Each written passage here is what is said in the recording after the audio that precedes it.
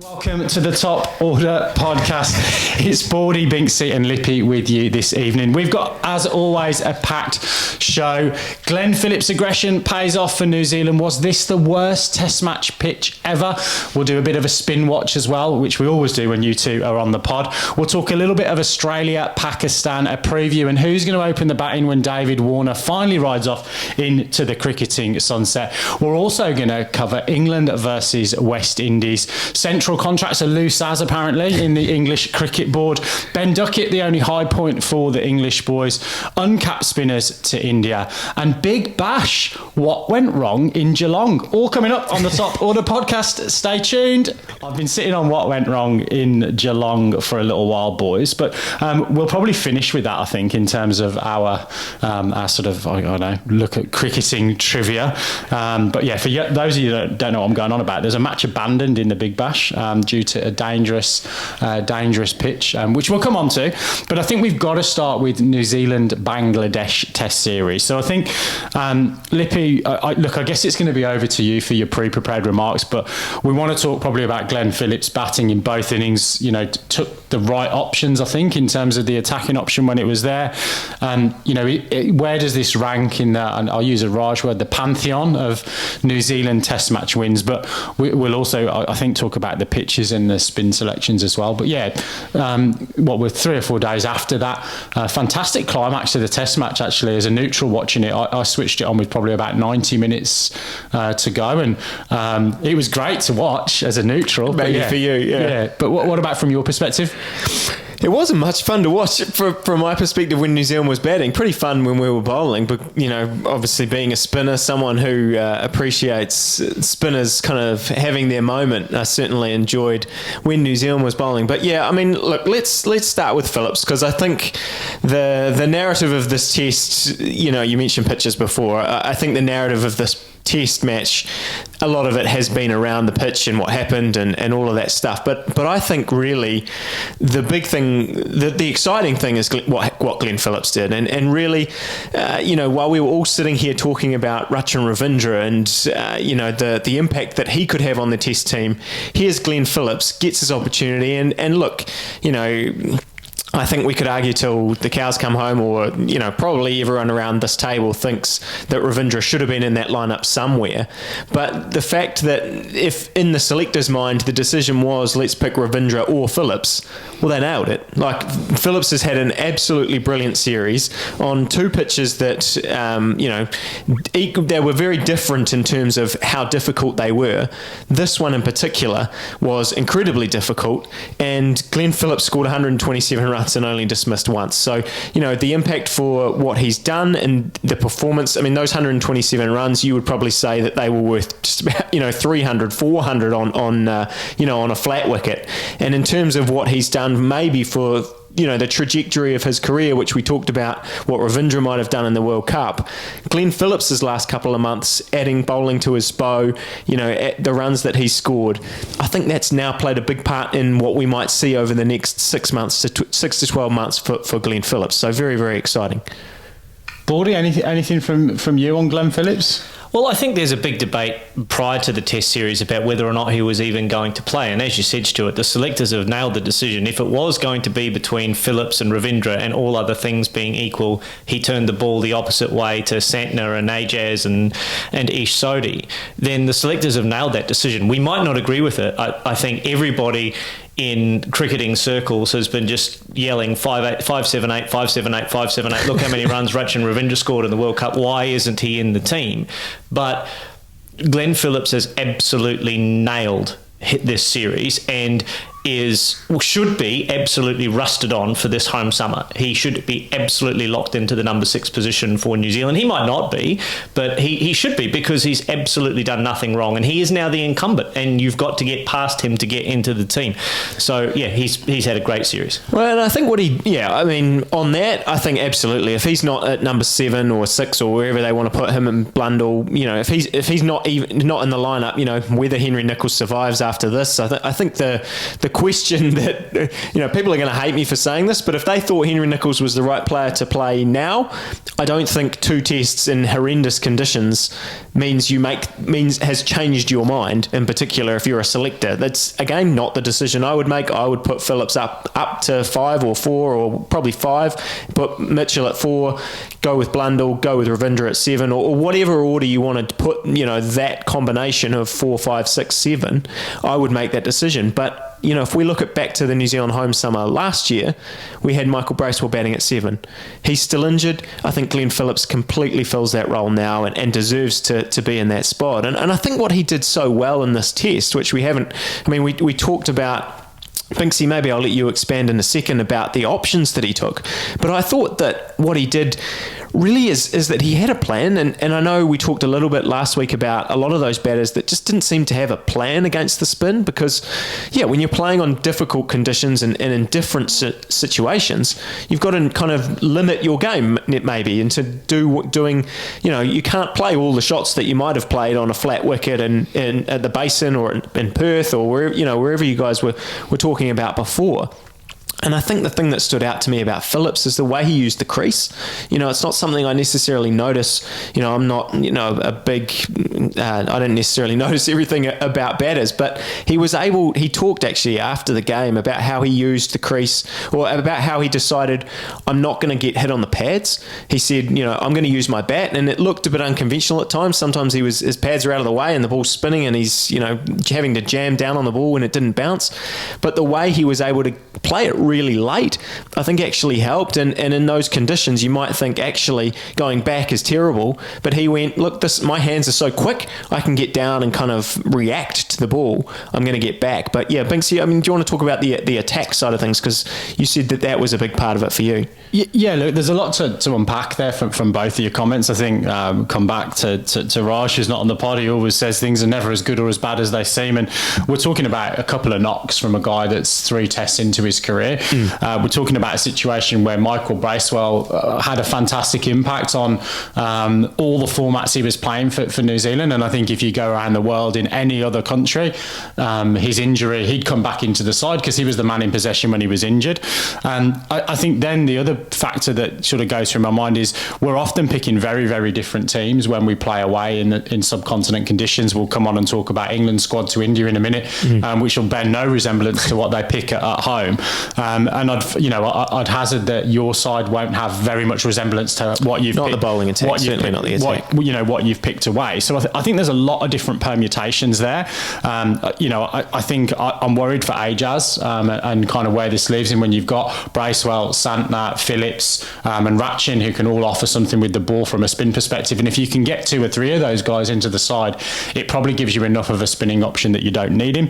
But from Phillips's performance in this Test match, I thought what he did really, really well, aside from using the bat, which I think is an old-fashioned way of playing spin. You look at some of those guys, even in the relatively modern era, someone like Brian Lara didn't often get hit on the pad. He was like, I want to hit the ball, I want to play outside in front of my pad, which it wasn't what you're taught in the textbook. It was to get your bat alongside your pad. But if you look at good players of spin, Kevin Peterson's another one that springs to mind that would have played in that kind of fashion. They're trying to access the ball. But what he did really, really well, I think, is he waited until the guys got too full to him, and then he trusted his ability from a range hitting, a one-day perspective to go, I'm going to hit this for 6. It can't deviate as much as if it's a little bit shorter because it's right under my eyes, and I'm going to back myself to get the required elevation to hit the ball out of the stand when I can. And when I then play and miss at one that does something absolutely ridiculous, then I'm just going to go, that doesn't matter, that ball has now passed, it hasn't got me out, and I'm gonna wait for that delivery that I'm able to put away. So, and I think he's one of the best in the team at doing that, at least externally. You can see him when one flies past his shoulder and he's kind of like, whoa, and he like commentates it while he's there. He's fantastic while he's in that mood, fantastic to watch and from an entertainment point of view. And I think Santner also played his part clearly in that partnership as well. 35 is worth 75 on that wicket. So he batted really, really well throughout the course of that Test match. Can we talk about the pitch? Sure. And the way I want to frame this, and I've kind of given you a little bit of a heads up, I remember having a very similar conversation when I think England got ambushed on a couple of Bunsen burners. I use the word ambush, that's not factual. It's opinion based. But, you know, I remember Raj again sort of saying, well, hold on a sec, nah, you can't whinge about those pitches. So my question really is, you know, how is this massively different to a 3-day test match at the Basin or at Perth or at Headingley or at the Wanderers, where it seems around all over the shop, and you know, Norkia and Rabada or Anderson and Broad or Stark and Cummins and Hazelwood nick everyone off, and the game's over in 3 days. How is that any worse than one that rags all over the place for 3 days? Well, I'll answer because you're looking at me. First point is, I don't think we see those pitches very often anymore. You know, I think there was an article, and I think Stuff put it out here in New Zealand around worst pitches ever, because I think that comment's come from Tim Southee. Basically, he came out after the test match and called it the worst pitch he's ever played on. And I think, you know, Stuff ranked the top 5 worst pitches that New Zealand have had, and some of them were New Zealand pitches, New Zealand conditions where we've, you know, if you want to use the ambush word, ambushed India before in the past. I can think of a couple of occasions where, you know, India's been rolled for 100, not much more than that here in New Zealand. But they were like 20 years ago now, and I just don't think we see them. And look, that's not to say that those aren't different. Like, yes, but I think the big thing that stood out to me about this particular wicket is what Southee talked about, and it was just the fact that there was just no contest between bat and ball. And actually, when they played, when spinners got it right, it was actually just impossible to bat. It wasn't even like if you bat well, you can survive, or if you have some sort of game plan. And look, you know, what we've just said about Phillips kind of counters that a little bit, but I actually don't think Bangladesh bowled particularly well. And look, Phillips was dropped on naught. He was there were plenty of balls that went past the bat. It just became down to luck. Like, basically, if Bangladesh bowled the ball in the right area and the pitch did its thing, you actually couldn't play. And I think that's the part of it that I didn't enjoy. You know, worst pitch ever, I don't know, but I think that just the fact that there's nothing. Like, it was a genuine lottery, and you just don't see that very, very often. Baldy? As far as outcomes are concerned, a 3-day test match where there's an uneven contest between bat and ball is not a good outcome for cricket or for its fans, no matter where it's played or no matter whether it's seaming or spinning. I think the issue that Can I just say, it wasn't even a 3-day test, to be fair. There was a day of rain in between. It was barely, you know, 2 and a bit days of cricket. So, yeah, you know, 3 days would have been nice. And I agree. And the challenge that I have with this particular wicket is that there's not just seam, but there's excessive spin and uneven bounce. And the combination of those two things, you're trying to combat 2 dimensions of movement. And sometimes it's okay to combat a seaming ball if you're able to, you know, get down the wicket or, you know, play inside the ball or whatever. Where it gets really, really difficult if it is doing things in you know, horizontal and vertical dimensions. I just want to read the quote, though. That the thing that got me is the quote from the Bangladesh captain after the test. And I want to read this verbatim because I think it's important. And there may be language barriers here that make this sound worse than it is. But this is the quote from the Bangladesh captain after the game. When we play tests, we are not here to improve. I agree, completely agree. This is not a place for practice. We are trying to win the test, Shanto said. So absolutely no problems there. Absolutely 100%. He's absolutely right. This is from Cricinfo that I'm reading for this. It's important that we prepare to win the test, completely agree, but we should definitely take this type of advantage. We can prepare in first-class cricket by trying out good wickets. We should prepare wickets like these and wickets like away conditions in NCL, i.e. the National Cricket League, or BCL, the Bangladesh Cricket League. This is the issue that I have with this wicket, is there is no pretense that this was a good cricket wicket. Right? Mohammad Hafiz, the Pakistan cricket manager, has come out this week in the warm-up game between Australia and Pakistan and said that he was very disappointed with the wicket conditions that Australia had prepared for that test match. And many might agree with him. The corollary is that the ground was underwater a week in advance of the test match. So there's only so much you can do to prepare a wicket in those kinds of conditions. It seems to me that there was no effort, maybe the wrong word, there's no desire to produce a good cricket wicket in this circumstance. The desire is to produce a cricket wicket that maximises one team's chance of winning, and it's backfired in this case. And I don't think that is a good advertisement for Test cricket, for neutral fans, or for the game in general, regardless of whether or not it resulted in Bangladesh winning or losing the Test match, and they've lost it in this particular instance, thanks to an excellent effort from Glen Phillips and maybe some subpar bowling from their spin department. Yeah, look, it's a really interesting one, because I think when you're parochial about it, and I have been in the past when we referred to those two tests in India that England played. We played on a flat deck and won the Test match, and then literally got spun to death. Completely different. But then I kind of then think back and think about other sports, and you think about football, where you would literally mow the grass differently on your home pitch, so that the ball would stay in the corners if you wanted to play a long ball game and just boot the ball over the top. Or if you had two great wingers, you'd extend the pitch and make it wider. Or if you didn't and your central midfield players were really good, you'd go to the minimum width of football pitch. So I guess for me, there isn't a rule about this, that there is a home conditions component to Test cricket. So we use cricket balls all around the world that are different as well. So it's one of those things. I'm asking the question as to whether it should be something that you have to be able to counter. It isn't the responsibility of the home side to produce the best cricket wicket. It's to produce the best cricket wicket to suit their team. But fans will vote with their feet then, right? And cricket fans should vote with their feet by choosing not to watch games where it doesn't produce an even contest between bat and ball. I mean, Test cricket is struggling enough as it is in the face of the rising popularity of T20, that a game like this does nothing for the betterment of Test cricket for the average casual fan, right? Now, you can argue that, Australia producing a wicket that seems where we roll Pakistan or whatever, as has happened in the past, or England producing a green seamer for a visiting subcontinent team, is exactly the same thing. But the reality is that there is a more even contest between bat and ball in a lot of those Test matches than there were in this particular instance. I'm not saying that subcontinents teams shouldn't produce spinning pitches. They absolutely can, and I would love to bowl on them.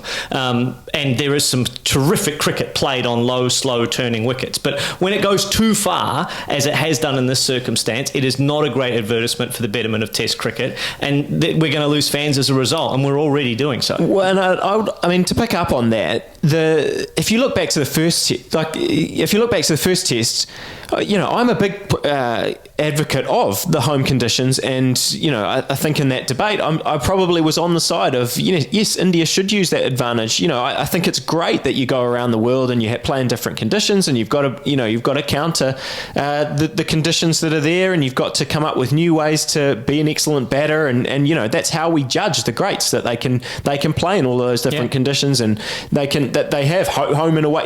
Think about our Hall of Fame. The home and away records is something we looked at for pretty much all the batters that we talked about. But look back at that first test. I think we got a great test match because of the conditions. They were really tough to score at, but 300 was a good score. And it was, if you bowled really, really well, which is what Tajul did in that first test, he was able to get a lot of success. New Zealand spinners weren't able to bowl with the consistency that he was, so the Bangladesh batters were able to counter that and score in lots of different areas.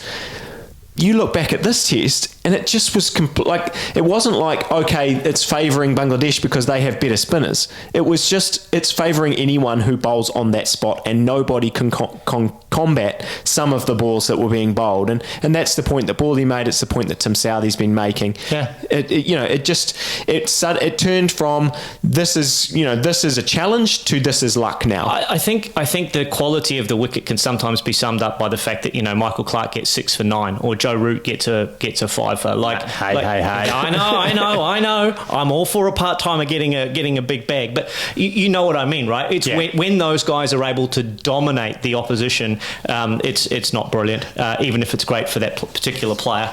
Yeah. Look, I don't think we're going to come to consensus on this, because I think from my perspective, the only reason I turned on and watched the last 90 minutes is because I saw the Slack blowing up and saying this is ridiculous. I was like, I'm going to tune in and watch the horror show. So I think in terms of your eyeballs on the game. I tuned in specifically to watch something that was ludicrous. And I think that sometimes that is the beauty of seeing different pitches. This one maybe went too far, and I think certainly that balance between bat and ball wasn't there. But I don't think we always see that balance between bat and ball. And sometimes we talked about one-dayers. We talked about the fact we don't always want to see the homogenised flat wicket where it's 330 plays 330. We occasionally want to see one where it seems around a little bit, and all of a sudden you've got someone 20 for 4 in the power play, and it's a bit more of an interesting game to watch. But yeah, we probably won't come to consensus.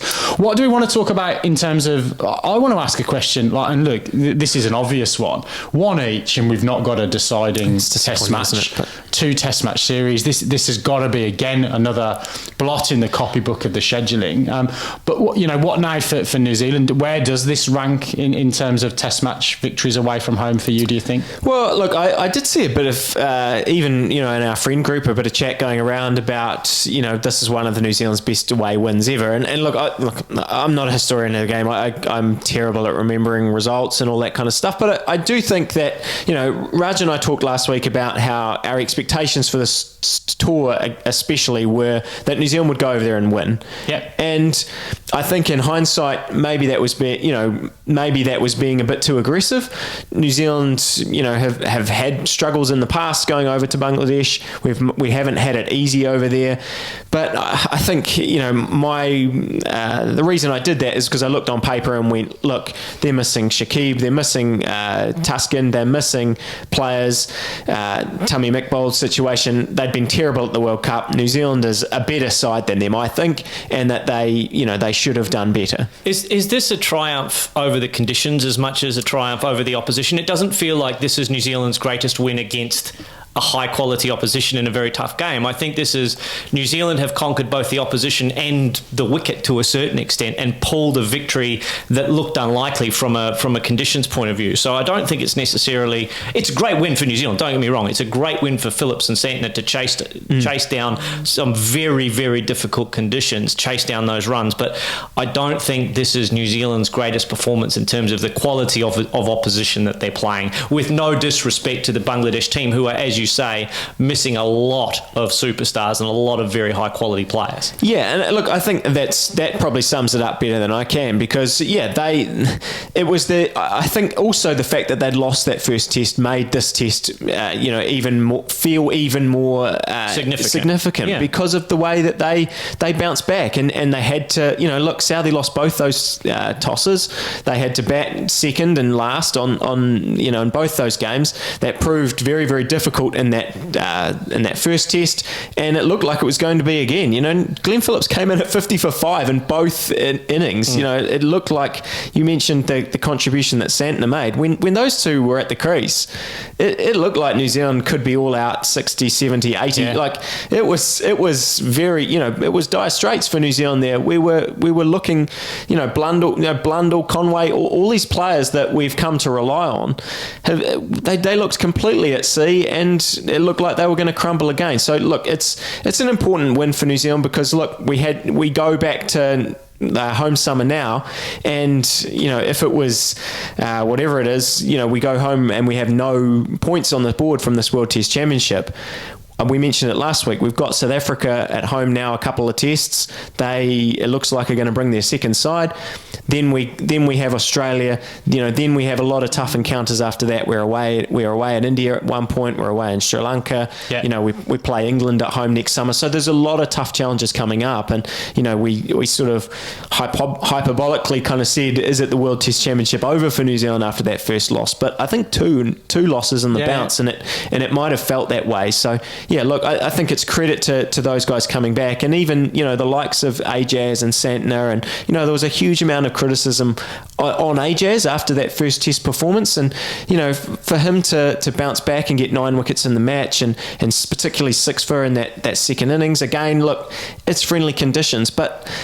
You've still got to put the ball in the right areas, as Bangladesh showed. You have to put the ball in the right areas as a spinner if you're going to take wickets in the subcontinent. And if you don't, you're going to get pummeled. Exactly. And actually, like we talked about a bit last week, but he's got the best average of any spinner that's taken 50 Test wickets for New Zealand. Like, yes, you got to put the conditions on that he only really plays in spin-friendly conditions, and someone like Daniel Vettori, who, I think AJ's average is 29 now. Daniel Vettori averages about 34. He had to do countless overs, and bowling on flat wickets in Australia, on flat wickets, on glued pitches in New Zealand, and all of these tough, these tough stints and many overs kind of carrying our attack. But AJ has given a pretty good account of himself when he's been given the opportunities. And yes, it's a tough gig being a spinner in New Zealand, and the way that the spinners are being used in terms of, you only play these away games, you play 2 or 3, 4 tests a year, and you're supposed to come in those games and win us the game. And look, he put his best foot forward in this game, so I'm just really happy for him. Agreed. Look, let's move away from New Zealand, Bangladesh. We'll probably continue with the pitches theme, though. We're going to lead into the Australia-Pakistan Test series. Sounds good to me. Mohammed Hafiz, I think we've already mentioned, team directors criticised the pitch and the conditions for Pakistan's warm-up game. Normally it's a one-day game, isn't it, that President's game? But they've been playing it as a... Yeah, it's been a 4-day game the last 2 years, but up until then it's been a limited overs fixture, Yeah, so playing in Canberra, I think you mentioned, Baldy, it had been pretty wet, so there's probably not too much to say about this. But then it's going to be over to the WACA, and again, I've got no problem with this. It's you play in Canberra or Cairns or Brisbane, and then the first test somewhere completely alien. That's part of playing overseas, isn't it? I think so, yeah. I think as much as we want an even contest between bat and ball, but I am a big advocate for all nations having some level of natural home conditions playing a part, whether it's spin in the subcontinent or pace and bounce in Australia and South Africa, seam and swing in England, and to a lesser extent here in New Zealand. Absolutely.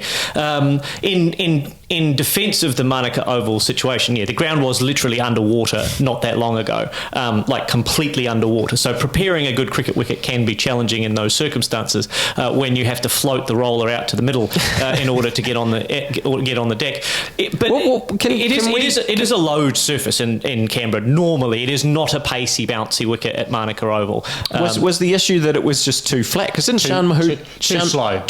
Because Shan Mahood scored a double hundred. And all the Australian batters in the bat off that we will get to all scored 49 or more. In that audition to replace David Warner at some point in the future. But there wasn't a lot for the bowlers to take from that series, which is, I think, a bit of a disappointment for Pakistan, because they're looking for guys to step up going into this Test series. They've got an attack that's missing some key elements to it, and I think they were hoping that their guys would get a little bit more confidence, a little bit more pep in their step going into Perth, knowing what they can expect from that pace attack, because they're looking for someone to stand up to support our favourite player in the Pakistan team, Shaheen Shah Afridi, who's a bit of a lone gun. Yeah, who didn't play this warm-up game, and neither did Hassan Ali, I don't think, did he? No, and I think those guys are locked in for that Pakistan team in the first test, so they will be managing their workloads and all that kind of sports psychology talk. So you mentioned that bat off, so Marcus Harris, Matt Renshaw, Cameron Green, and Cameron Bancroft. Do we take anything out of that warm-up game? It's hard to, because they all got starts, and Renshaw happened to go on and get 130 batting at 3. And I think he was not out, was he, at the end of the innings? Cameron Green got some runs, etc. So I don't think we've really learned anything, and unfortunately the selectors probably haven't learned anything either. The challenge with those guys is Bancroft's got like 600s in 18 months, so he's been scoring a lot of runs. Prior to this season, Harris had been scoring a lot of runs in Shield cricket as well, and Renshaw's always been there or thereabouts in the minds of the selectors. So I don't think this has really told us anything other than they're all pretty similar kind of players at the moment. They all average somewhere in the order of 38 to 40 at first class level. None of them have really made their mark at test level, so there's no real standout character here, which is why there's a lot of talk in the press about should Marnus open, should Travis Head go up to open the batting. And he said he's not going to do that. He said he's not going to do it. He doesn't want to do it. He's happy to bat at 5, which is probably fair enough, because for 2 reasons. One, he's a great counter-attacking number 5. He's one of the best we've had in a little while. And 2, he's probably not going to get the same treatment from the short ball at number 5 than he is at number 1. You know, you'd often face quite juicy conditions first morning of the Test match. So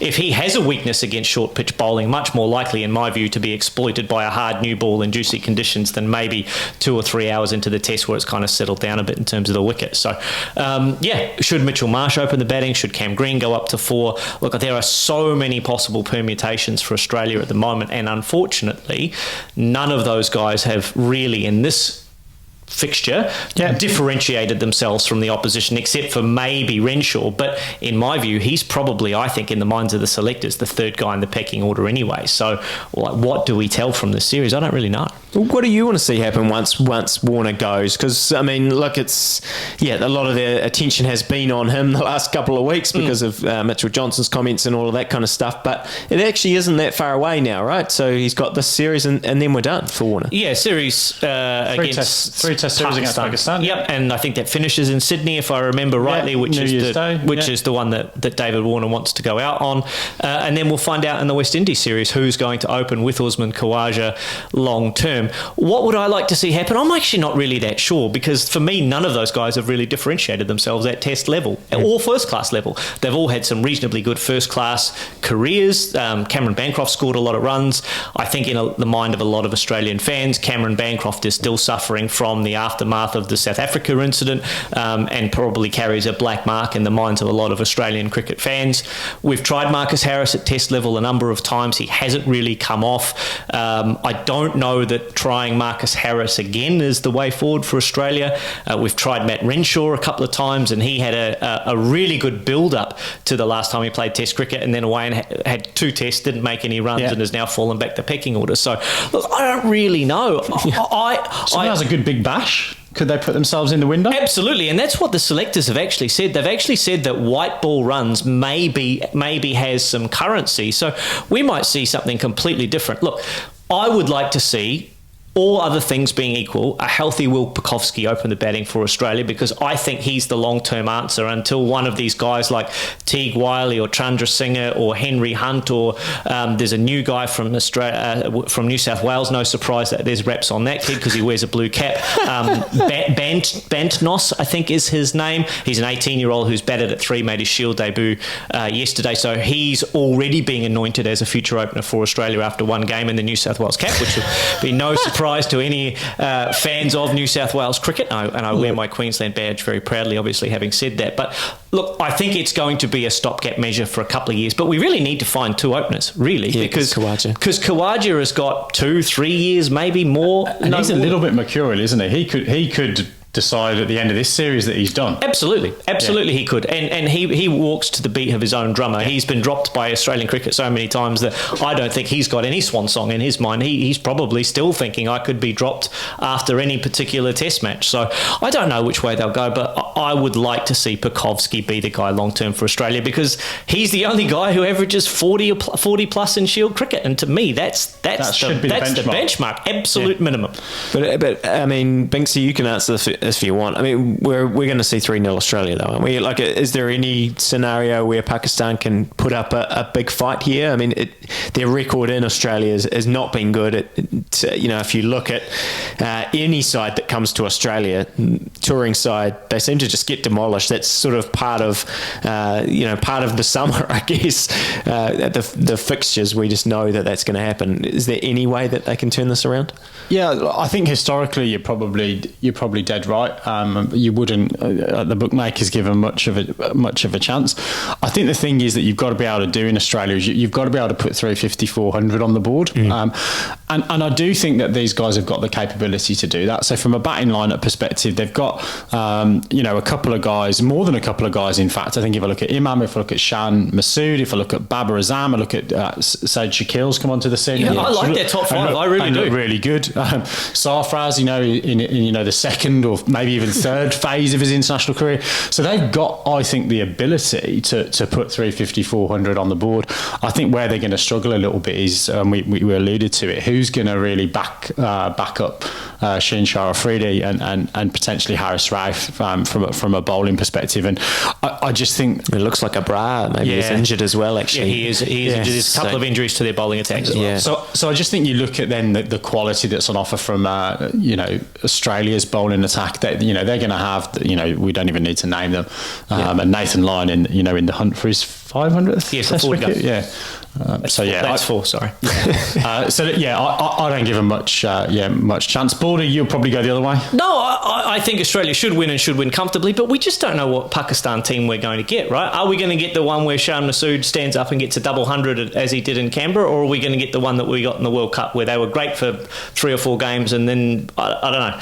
It's so hard to prepare against Pakistan because you just don't know what you're going to get, right? And I think it's worth remembering the last time I think they played in Australia, they got within 30 or 40 of chasing down that 400 score at the Gabba on the last day of the test. So they have the ability to score runs in Australia. I'm just not sure that other than Australia's batters having a below par series, like a Smith getting out in weird ways 3 or 4 times or Marnus having a lean trot, I don't see how they're going to bowl Australia out often enough to get a test victory. But stranger things have happened. Binksy, you wanted to talk a little bit about England. We mentioned the ODI series last week that they had against West Indies. A couple more games happen in that, but you predicted that England would bounce back, but not quite to win the series. That didn't quite pan out that way. But I think you wanted to talk more about what their test side that's been named for India. Yeah, so I think probably just to touch on the ODIs, I still find it really, really bizarre that we're playing an ODI series and then we don't play again any ODI cricket until September. Next year. Well, it can't be this year, unless you've got a flux capacitor handy, Baldy. Not handy. No. So I think we don't play. I think until September next year. ODIs. You're making me doubt myself now, but I'm pretty sure that's the case. Didn't quite bounce back, but that final game was a little bit of a stop-start affair under the Duckworth-Lewis. England blown away in the power play by debutant Matthew Ford. Looked really impressive, 3 for 20 odd, and then it took a bit of a bright spot from Ben Duckett to get us out of the poo, and I think that's really the story of that series for England. That they only really had one batter stand up in each game. Really, Harry Brook had a decent knock, Josh Butler had a decent knock, and Harry Brook had a decent knock, but we couldn't string together partnerships. And then West Indies, to be fair, I wouldn't say got over the line convincingly. I think England actually fought back pretty well with the ball. Bizarrely, Will Jacks, who couldn't get a bowl early in the series, was the guy that sort of opened the door for an unlikely victory. But they couldn't get over the line. But what's really caught my eye is Jofra Archers been out there. So our central contracts are loose as. Rob Key being interviewed by George DeBell, and George DeBell breaks the news to him that Jofra Archers just played a club game, a three-day club cricket. That's pretty awesome, isn't it? So I think over a number of Saturdays. So I think he'd played in the first game. Let's take this with a pinch of salt. He got 4 for and 11 runs. One of his wickets was taken bowling left-arm spin, so it can't have been too taxing a standard. One would suggest, unless of course it was an absolute Bunsen, and that was the best option.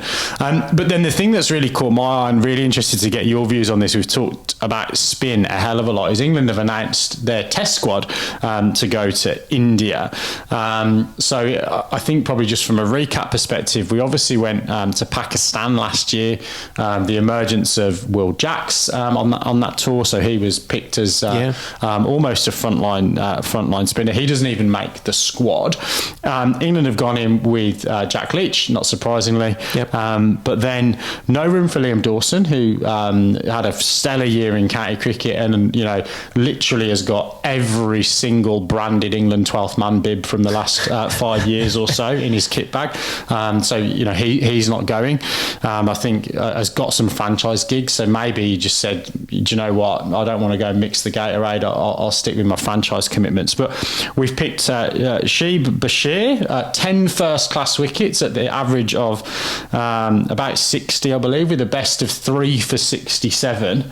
Young though, isn't he? Young. He is young, yeah. He's 20 years old. And then Tom Hartley, left arm spin. So what both of these guys have got in common, apparently Sheed Bashir has got one of the highest release points of any spinner, apparently. So if that's in the press release, I think you're struggling a little bit in terms of, all right, we can't really talk up his 10 first class wickets too much, but he's got a high release point. High release point was very, very important actually on those Bangladesh wickets. Mitchell Santner, the way he was able to exploit that. And as well, so I wonder whether that, there is a little bit of an analytics going in there, but Tom Hartley, the other guy, left arm spinner, and Ben Folkes back in the squad as well.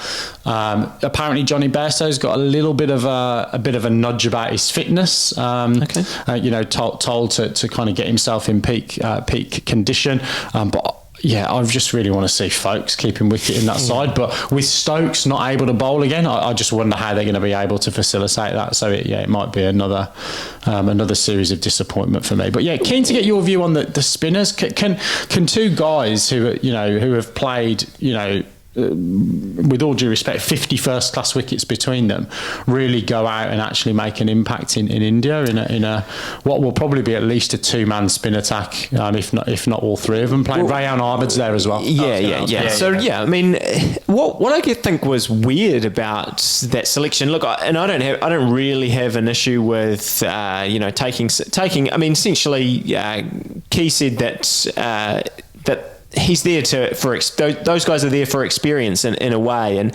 Hartley is there to be a Jack Leach replacement if Leach is unavailable. So I don't especially have a huge amount of problems with that, but the Dawson one was weird. I mean, now that you say that there's some franchise stuff, maybe he has had a word there, but Key's quote, I feel like Key said something like, he doesn't want to come and be the 12th man. It's almost like in club cricket where, sometimes you struggle to pick a guy from your third grade side up to your second grade side because they go, oh, look, I'd rather bat 6 and, bowl a few overs in third grade than come up to reserve grade and, bat 8 and not bowl. So it's sort of like, I don't know, when you're playing for your country, you feel like actually being there would be quite important, and going on a tour and getting your foot in the door, and you never know, Jack Leach has gone over there and been sick in the past, and there's opportunities come up. So I'm surprised in that sense that's sort of the rationale. But I think really they're looking at that series and going, okay, well, we've got Leach, we've got Ran Ahmed, and we've got Joe Root, who will probably play a significant part in their bowling. So you don't need any more than the 3 spinners that they'll have on the park. It's just... To Raj's theory, they can only bowl 2. One from each end, Yeah, so look, I think as long as everyone stays fit, I don't think that's an issue. And I guess, things change so quickly these days. If one of those guys was injured for a significant amount of time, I'm sure they'd be able to fly someone else over there as a substitute. But I guess it doesn't kind of send the right message potentially, but look, I kind of don't doubt much that's happening with that English Test side, at least, because and that's the thing, you cannot really argue with their selections until they've had the opportunity, because everything that McCullum's really touched has turned to gold so far. And he picked, I mean, look, it seemed like Ran Ahmed was someone that had been earmarked for the England side for a long time, but it seemed like as well from the outside, having knowing nothing about his early stages of his career and county cricket, really, that McCullum was like, this guy's got some talent, I'm getting him in and around the squad. And since then he's been playing lots of different formats for England, so he's someone that they obviously see a big future in. And look, if he's probably now going to get his opportunity properly over in India if it's the conditions that we think it is, and that they will be playing 2 spinners, and like you said, with no Will Jacks, Ran Ahmed's probably going to have to bat 8 maybe and contribute with the bat maybe as well, and that seems to be something that potentially is there for him in the future. So he's someone that in terms of his development and long-term outlook for England, this series potentially could be quite interesting in terms of what happens for him. And Baldy, have you seen a little bit of Ran Ahmed? I've seen little bits. I mean, there's obviously something about him, and I'm hoping that England are taking these 2 young guys, Hartley and Bashir, because they see something in them and they want to invest in their future, and they want to invest in Ran and Ahmed's future. I think the thing that England and to a certain extent Australia have done for a little bit of time is pick a spinner to go on a tour and then maybe discard them and they never sort of see the light of day again. So I'm hoping that England continue to invest in these young kids, and if they are showing promise, even though their first class record now doesn't back it up, that they keep having them involved in those squads. I'm hoping that they get to play a lot of A cricket going forward and get that exposure against quality opposition, because it would be the worst thing for their careers for them to go on one tour, get a little bit of exposure, and maybe they play our game and get pumped or whatever, and then get discarded for the next shiny bright spinner that comes along. So I'm hopeful that they'll continue to invest in these kids, because if we're right and McCullum does see something in them, then there's obviously going to be opportunities in that white ball squad going forward, because Adil Rashid and Mo Ali aren't going to be around forever. So there will be opportunities going forward. Although they've just got off the plane and they're in the Caribbean for this T20. But not forever. Yes, but not forever. For the next World Cup. It's quite early to be naming this squad, isn't it? Because India, India's got there's a 3-test or 2-test series against South Africa that they're playing. Well, I mean, they're obviously playing the white ball stuff now, but then they're playing a test series against South Africa before they play this England series. So there's a lot of water to go under the bridge. Because I mean, when I was thinking about Test cricket coming up, that South Africa-India series is one that I'm actually quite looking forward to. I haven't looked at this TV schedules here in New Zealand, but I'm really hoping Sky has that series, because, the prospect of, we've talked about Jaiswal a lot. It looks like he might, hopefully will get another opportunity in Test cricket for India. Obviously did really well in West Indies at his debut. And, that South African attack, particularly after this World Cup with, still missing Nortje, but, Janssen and Rabada and Coetzee against some of those Indian batters, it's a pretty enticing prospect for me as a neutral. Yeah, look, it's going to be a cracking New Zealand summer, and obviously some tours that we're going to be able to tune into. I think, I don't know why England have named that squad so early. I guess by the time the guys get back from the Caribbean from this T20 series now, it'll be nearly Christmas, I would gather. I think the last game's around the 20th or something like that. Yep. And then this squad flies out for some prep in the UAE, I think mid-January or something like that. So, I don't know whether it's just to give that early warning, or whether or not there might be some impending auctions or decisions that need to be made around franchise deals, potentially. And for the likes of your James Andersons, your Johnny Bairstows, your Brooks, your Crawleys, your Ducketts, the guys that are definitely going to be there, they would know what's going on. But it might have been for some of those other guys that they might be getting, Ryan Ahmed, for example, might have been getting a gig in one of those tournaments otherwise. So I don't know the rationale behind it. Should we finish on a light note? Or have you got something else you want to cover first? Can I give some praise to Shai Hope in the West Indies? Yeah, absolutely. After that series, another 100 for Shai Hope, another 50 for Shai Hope. Continues to average 51 in ODI cricket. There's a number that sort of jumps off the page at you straight away.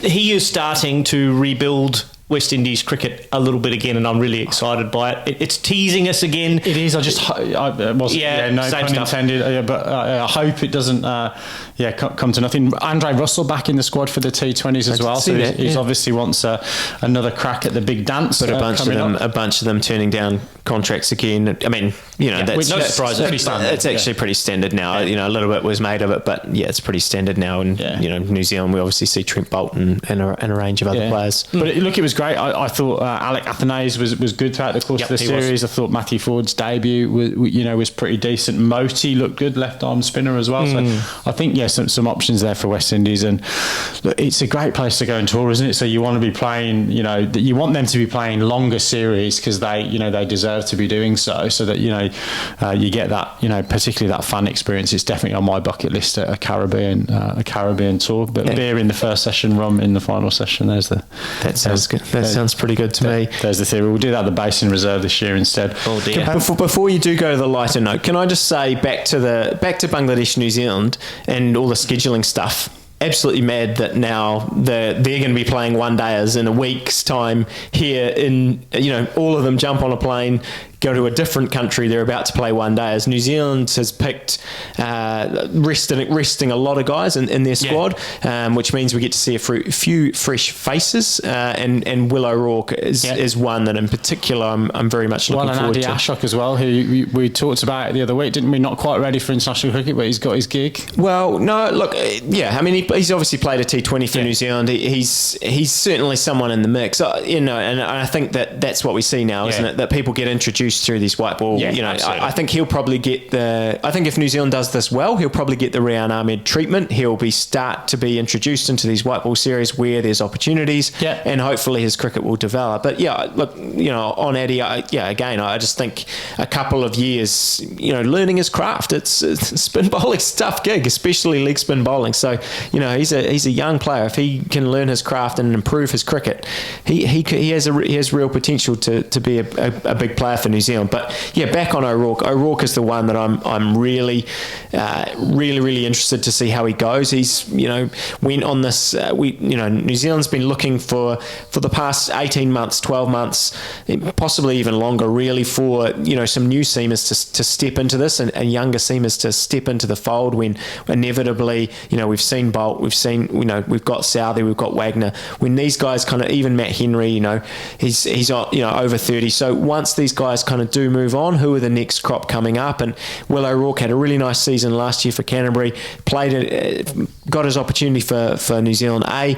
Bowled really, really well on that New Zealand A tour to Australia, and now we're going to hopefully get to. I just want to see him get his opportunity and play, because he's got a bit of gas. There is some talent out there in New Zealand first class cricket on these young seamers, and hopefully we're going to get to see that in this ODI series coming up.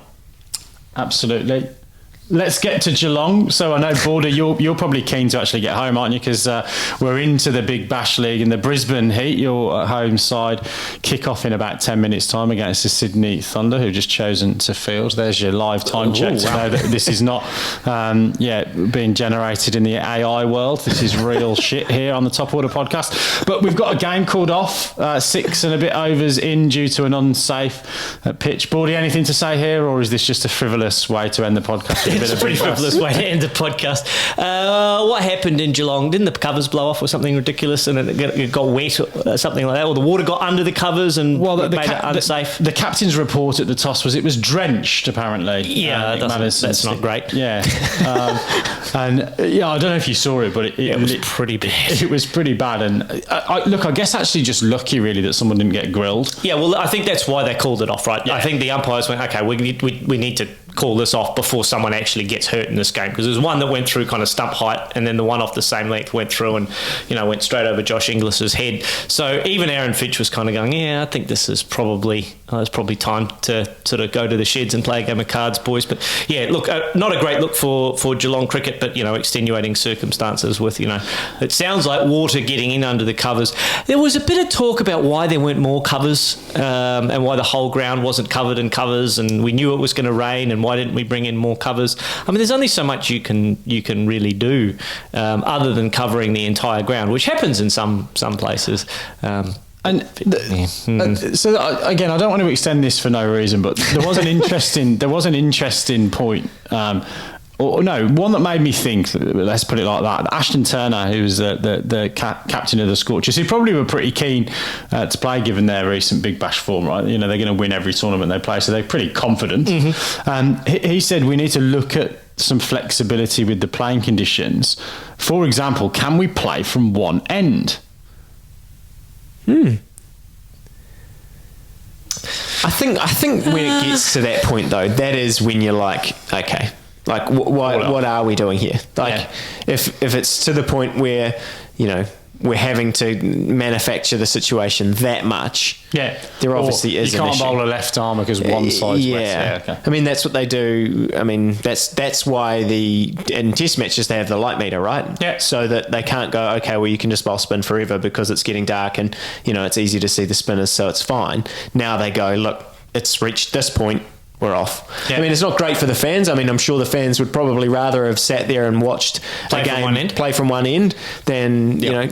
If this was 2003 and not 2023, and this was the infancy of T20 cricket, I would have absolutely agreed with you that you could play from one end because people weren't taking it all that seriously.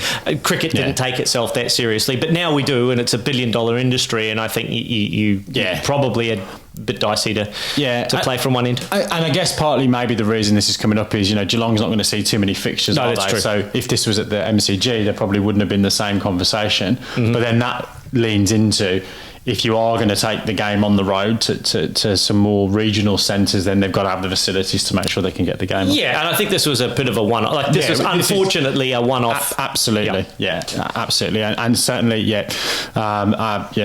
thoughts with those in Australia that might be just about to go through some rough weather as well. So cyclone just about to hit, I believe, the eastern seaboard. So fingers crossed. Not too much disruption, not only to cricket but also to livelihoods and lives and whatnot. That eastern seaboard of Australia. But look, that's probably a good place to end the pod for this evening. We will be back next week. Lots and lots more cricket, as we say, every Maybe a bit of an auction week. next week to talk about. Yeah, we've got an auction to talk about. We've got some previews that will be, massively wrong and all that kind of jazz. And it's the Christmas episode of the Top Order podcast. The Cricketmas episode. Exactly. Yeah, absolutely. So, driving home for Christmas. There Exactly. What are we grateful for? All that kind of stuff. What costumes did we wear? What candy did we get? All those things. Right, you're in charge of that for next week. Yeah, fair enough. But for us, that is absolutely the right place to end the podcast. From Auckland, it's good night and God bless. We'll see you next week. Good night.